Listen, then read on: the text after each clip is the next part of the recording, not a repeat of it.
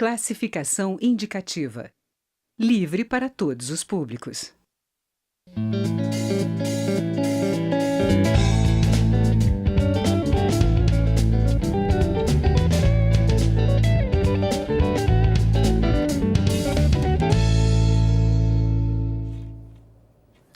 Olá! Atualmente, os ministros do Supremo Tribunal Federal são escolhidos entre pessoas com notável saber jurídico e reputação ilibada, mais de 35 anos e menos de 65 anos. Mas o deputado André Amaral, do PMDB da Paraíba, apresentou uma proposta de emenda à Constituição para que, num país tão grande e diverso como o Brasil, seja levada em consideração também a questão da regionalidade.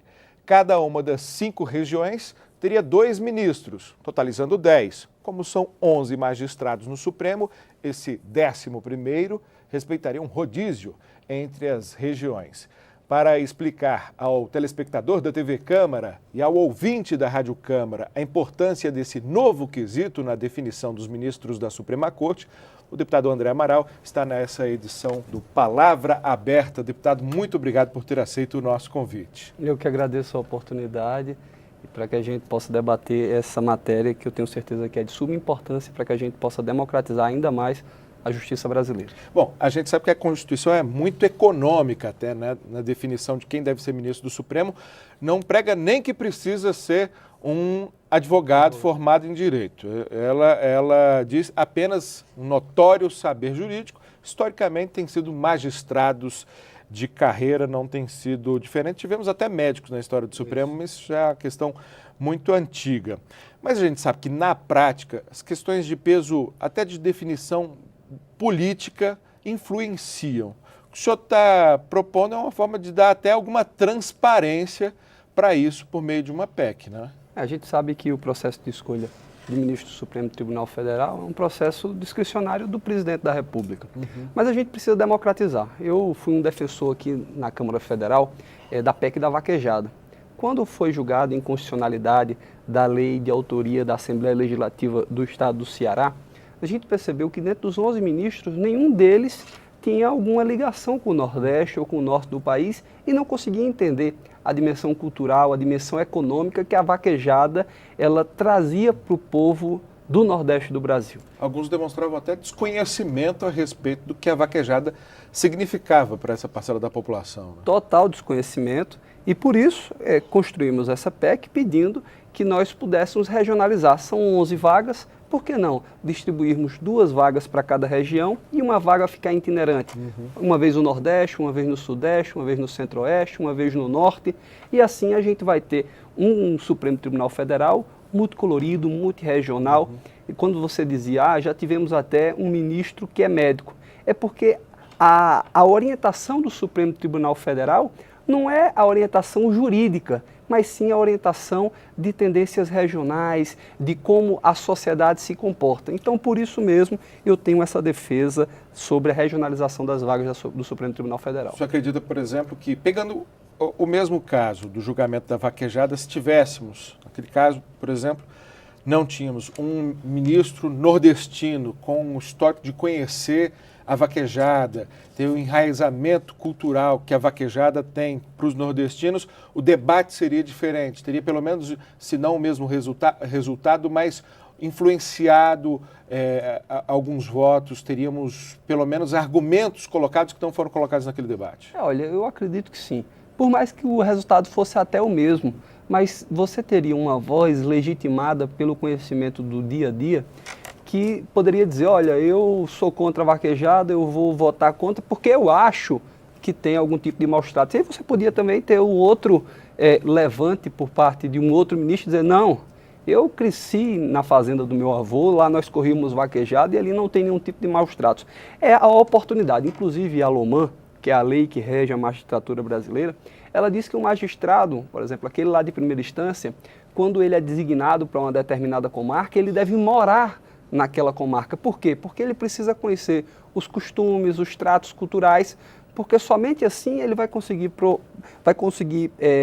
exarar um julgamento onde ele esteja em consonância com o dia a dia daquela sociedade. Por exemplo, nós temos no Código Penal dizendo que furto noturno, roubo noturno, por exemplo, tem um aumento de pena. Mas em determinadas regiões, noturno pode ser 6 horas da tarde como 21 horas da noite. Então é importante a gente ter esse traço regional, esse traço de cultura, de conhecimento do dia a dia, das peculiaridades, para que se tenha de verdade um resultado que se aproxime cada vez mais do que pensa os cidadãos de todo o Brasil. Agora, a gente sabe que teoricamente é uma decisão que pertence ao presidente da República, mas ele sempre precisa levar em consideração o equilíbrio de forças que existe dentro do Senado Federal, que é responsável por sabatinar. Nenhum sabatinado até hoje pelo Senado Federal foi rejeitado, né? Nenhuma indicação foi rejeitada, mas talvez principalmente pelo fato do presidente da República tomar o cuidado de sempre indicar alguém que ele conheça, né, a correlação de força, reconheça a correlação de força existente dentro do Senado Federal. E por levar em consideração, né, essas características, o senhor acredita que com essa PEC se assume de uma vez por todas também esse componente político importante existente e se passa a considerar também esse traço da característica de um país tão extenso e tão diverso culturalmente? Olha só, aqui na Câmara, cada deputado representa povo. E nós representamos na proporção igual. Por mais que seja um deputado lá do Nordeste que tenha tido 100 mil votos, ou um do Sudeste que tenha tido 1 milhão de votos, mas a representação deles é igual, porque a divisão de votos e de cadeiras por Estado também é igual. No Senado Federal, nós temos uma representação semelhante, igual também, 3 por Estado. Na Presidência da República, como é uma candidatura nacional, então todos decidem junto. Então, naturalmente, esse componente político, esse componente de democratizar e de colocar as regiões brasileiras em paridade, o ideal mesmo seria nós termos um representante de cada estado. Mas aí nós teríamos um super tribunal. E não é o que nós queremos. Nós queremos dar, pelo menos, a oportunidade, porque eu tenho certeza que o pensamento regional de cada cidadão, por mais que tenham as suas divergências, ele é muito semelhante. O jovem nordestino lá do Maranhão ou do Piauí, ele pensa de um formato muito semelhante com o jovem nordestino ali do sul da Bahia, porque sabe das dificuldades de acesso à água, da escola, ele conhece aquelas regionalidades. E assim é no sul-sudeste, as regiões, os estados, eles são muito parecidos, por isso que eles estão dentro das mesmas regiões. Então, entendo que dessa forma nós vamos conseguir extrair decisões muito mais próximas e muito mais semelhantes com aquilo que as pessoas pensam. Porque o Supremo Tribunal Federal, ele é muito mais além do que um tribunal jurídico. Ele é um tribunal político. E como um tribunal político, ele tem que ter tendências, orientações. Por exemplo, você tem ministros que saíram da mesma faculdade. A gente sabe que cada escola de direito, por exemplo, ela imprime em seus alunos orientações políticas muito semelhantes. Então, se a gente consegue quebrar no critério da regionalidade, nós vamos conseguir ter ministros com impressões jurídicas e políticas diferenciadas. Isso democratiza muito e faz com que nós tenhamos uma diversidade de pensamentos jurídicos e políticos que eu tenho certeza que vão dar uma maturidade democrática ao Supremo Tribunal Federal. Com certeza. Agora, para a gente concluir, deputado André Amaral, o nosso ouvinte, o nosso telespectador que está assistindo ou ouvindo a nossa entrevista deve estar se perguntando por que não aproveitar essa oportunidade, então, de mudar na Constituição, algo que é tão difícil, exige 308 votos de deputados, mais de 41 votos de senadores, para não incluir outros quesitos também de diversidade, já que nós demoramos mais de um século para ter o primeiro ministro negro, demoramos quase mais de um século para ter 2, 3 mulheres no Supremo Tribunal Federal e não estabelecemos também esses critérios de diversidade numa PEC como essa. Eu sou totalmente a favor. Inclusive, acho que nós devemos estabelecer um prazo de mandato de 10 ou 15 anos para cada ministro. Nós temos ministros que vão passar 25, 30 anos lá no Supremo Tribunal Federal e isso faz com que a gente não tenha uma oxigenação do pensamento jurídico. Porque muitas vezes o ministro dentro do Supremo ele fica ali encastelado, por mais que esteja estudando, mas ele não está na vivência diária.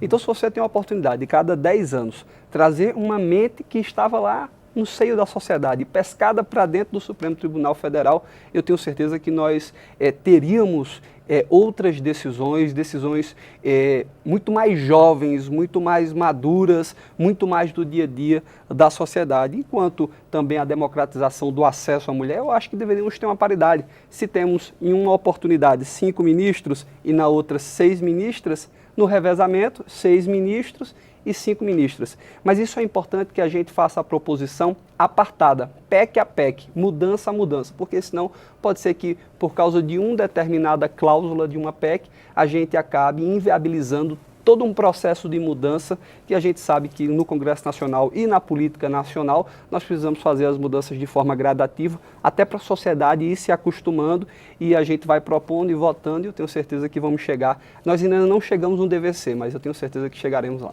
Ok.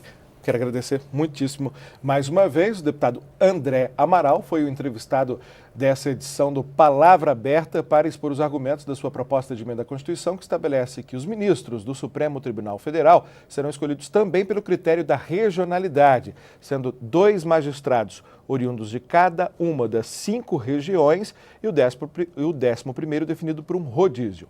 Palavra Aberta é uma produção conjunta da Rádio Câmara e da TV Câmara. Você pode assistir esta e outras edições no endereço câmara.leg.br/Palavra Aberta. Eu sou Lincoln Macário e agradeço a sua audiência.